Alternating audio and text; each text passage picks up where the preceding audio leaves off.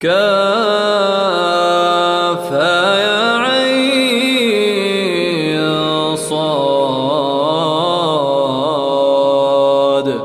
ذكر رحمة ربك عبده زكريا إذ نادى ربه نداء